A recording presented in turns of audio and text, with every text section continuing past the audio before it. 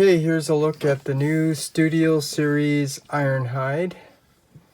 And so let's just take a quick look at the figure all around. And this is actually a really nice representation of Ironhide in the mainline retail new chug version. So let's compare this with the animation model. So you can see it's definitely much more cartoon accurate than the previous versions, the previous Siege version, and the I have it here, the previous Earthrise version. And let's just go back in time, even with the previous Chug version. This is the Takata Henkei version. So let's just, and then there were some other ones. I think it was Power of the Primes. That was so horrible. That's why I don't have it, because I didn't get it. But that's just some of the other versions. So now let's just show off a little articulation. Head's on a ball joint so it can go all around. Shoulders go up and down to the side, up and down front and back. Bicep swivel, arm hinge, hand swivel, waist swivel, no articulation. Feet do go up, and legs go up and down to the side. Knee bend, and the ankle rockers, foot does go up and down from transformation. So now let's actually take a closer look so we can appreciate some of the nicely sculpted detail. Getting a little shadow from his head crest there, but this is a nice head sculpt.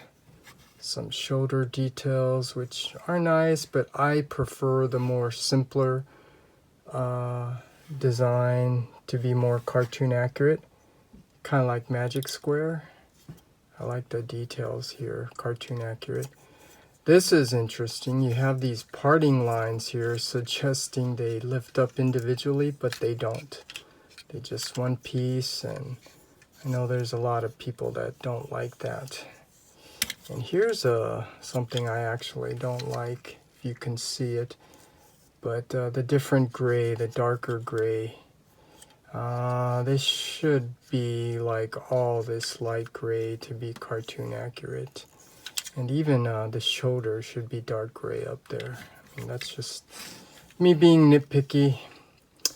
But the legs, let's see, then the knees again, some more of these details that are not really quite cartoon accurate. But I guess it does make the figure look nice. So that's just a look at the figure. And now let's go over his accessories. He comes with two guns. They're the same, so he's holding one.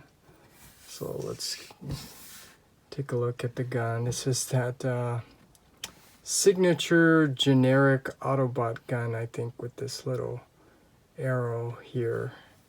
So he gets two of those, which I don't know why they give you two, because you don't need two.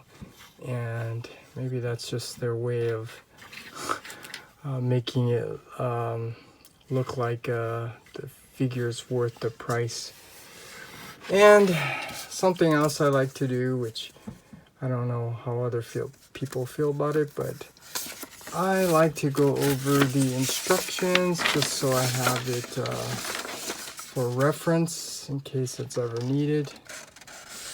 Get the two guns, like I said, where you can store them. And then the transformation.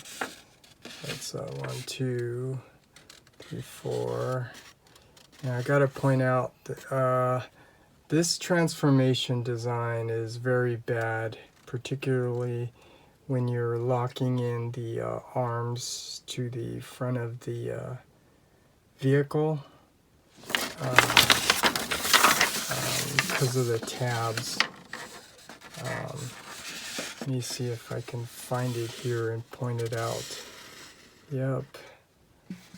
Yeah, once we're getting here, putting it in, okay, here we go. Putting it in is not a problem. You just got to tab everything in.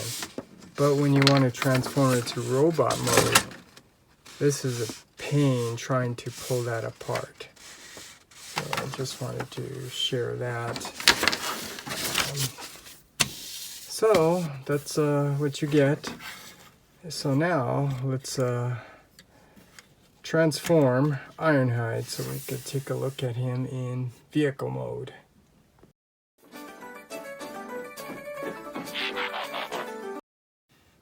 Okay, here we have Ironhide in his vehicle mode. So let's just take a look at the figure all around, missing the blue windows, which is very unfortunate. But if you could see, he does have his yellow stripes, which I custom painted there. And so now it looks a little bit better. Let's just compare this with the animation model. So we can see, yeah, it looks pretty good. Definitely much better than the previous mainline retail Chug figures. So let's just look at Ironhide in vehicle and pointing out some of the issues. Doesn't tab in very well here because this is the area I was telling you is a real problem. And there is a little paint mismatch because one's plastic, one's painted over the transparent blue. And then the weird thing, what the heck? Why did they do that? That's just not good.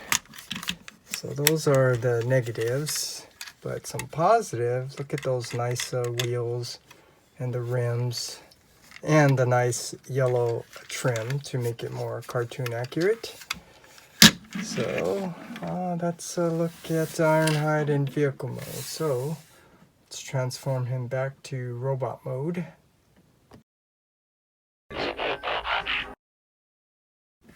Okay, here's Ironhide back in robot mode.